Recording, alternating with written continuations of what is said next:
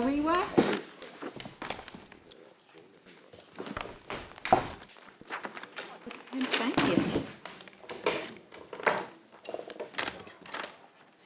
Welcome. Thank you. It sounds as though the speaker system has been all repaired. It is, but if you say anything as an aside, it will be picked up. I'm sure not going to say anything aside.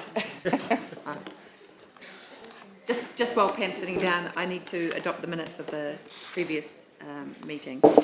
And they were, did I do them before? No. Yeah, I think I did, actually. But anyway, they were moved by Andrew, seconded by Tim. If you haven't got them. Okay, and they were passed. Pam, did you want to tell us anything about what's going on? Well, I certainly want to tell you a little bit about a few things. And the first thing that comes to mind is Onuku, and how proud I was to stand beside the council staff, and go through the day's activities was just a superb opportunity. It was in the new building at Onuku, which is absolutely magnificent conference centre that's going to be available for a whole lot of opportunity. Magnificent setting.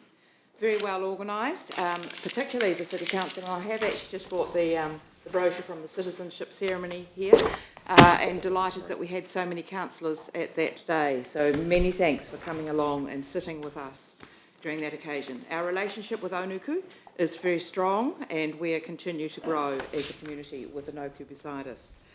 So we saw a lot of the councillors at that, but I'd just like to make sure that you come to our annual plan meetings that are coming April in Akaroa.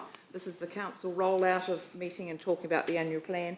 And for those of you that haven't been to Akaroa, I particularly ask you to come and spend some time with our community. The 22nd of April, I think it's in the morning meeting. I know it's before Anzac Day, but just heads up, we'd love to see a few more of those others of you that haven't been to our area, but the rest of you are also welcome. We also are looking at April... Great food, Pam.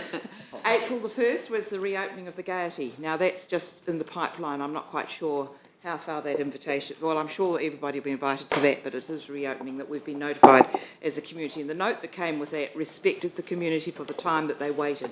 So I think it was much appreciated, the style of the letter that was sent from Darren Moses to us and the community in relation to the reopening. So that was much appreciated.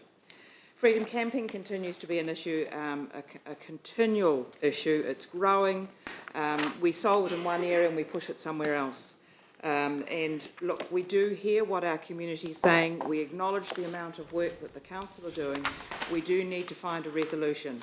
And I believe that we actually should be going much higher, working with our zone committee, Local Government New Zealand, and even nationally looking at how we can actually resolve this issue, that it's becoming a major issue for us.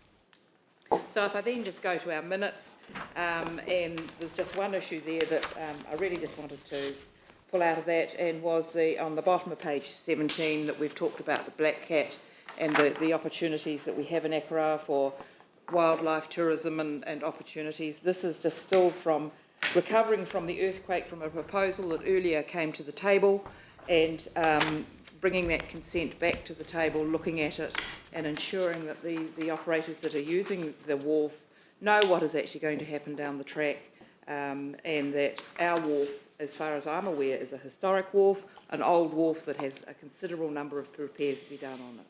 So that's just something that I wanted to bring up from the minutes. Thank you very much indeed.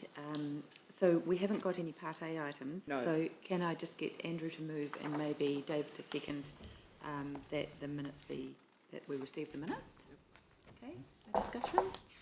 Those in favour please say aye. Aye. Those opposed carried. Thank you very much indeed.